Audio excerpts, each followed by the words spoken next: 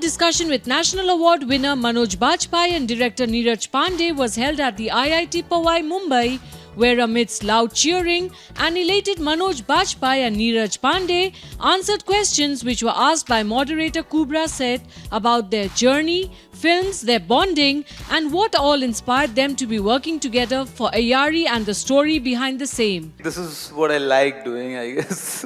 Spy movies.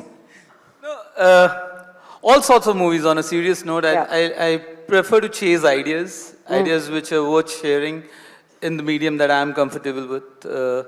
They're always on the lookout for a good story, primarily. And many a times you think that it's potentially a good story, you end up working on it, and then if you're honest enough at some point of time, then you got to tell yourself whether this is going to survive or not.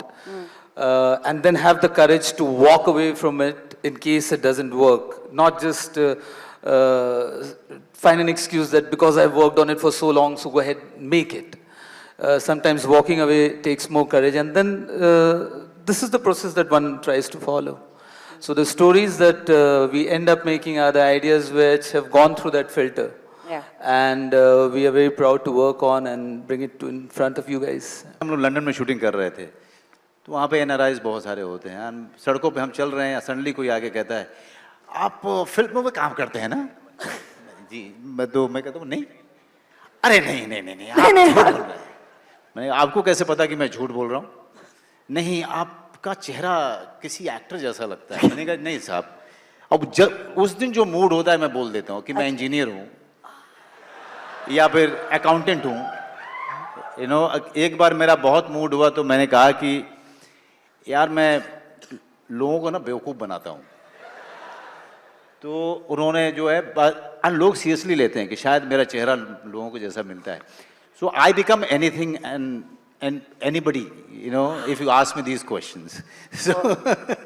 तो इस तरह की अय्यारियाँ मैं बहुत ज़्यादा करता हूँ। हमने जब एक्टिंग शुरू की थी तो हमने अपने घर वालों को बताया भी नहीं था कि हम थिएटर कर रहे हैं, क्योंकि मुझे लगा था कि ये लोग डिसोन कर देंगे और फिर अनाथ की तरह रहना पड़ेगा। नहीं, इनका भी कुछ ऐसा ही प्लान है वैसे।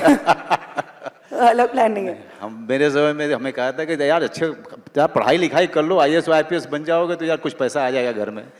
तो एक्टर बनने का कोई सोचता भी नहीं था। और आज भी मुझे लगता है कि एक्टर्स जो हैं शुरुआती दौर में उनको उतनी इनकरेजमेंट मिलती नहीं है अपने समाज से या अपने परिवार से। बहुत ही कमाल की मतलब प्रोफेशन है, and it's the most difficult profession in the world. इसमें सरवाइव करना, जैसे कि पांडे जी कह रहे थे अय्यारी की बात कि जी सरवाइव करना जो है वो बहुत ही टेढ़ी खीर है।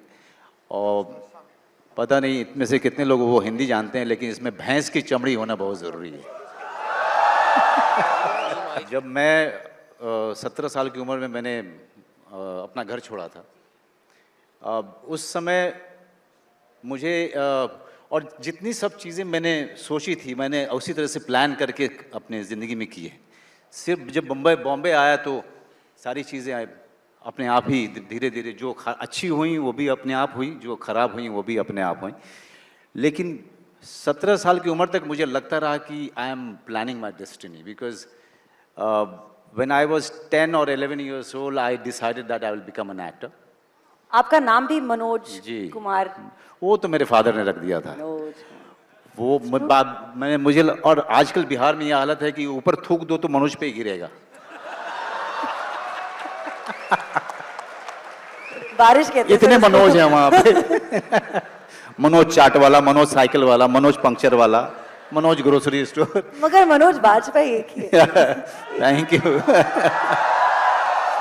तो वो इसीलिए मैं हमेशा कहता हूँ कि जिस जगह से मैं आता हूँ उस जगह से पटना पहुँच पाना भी बहुत मुश्किल है।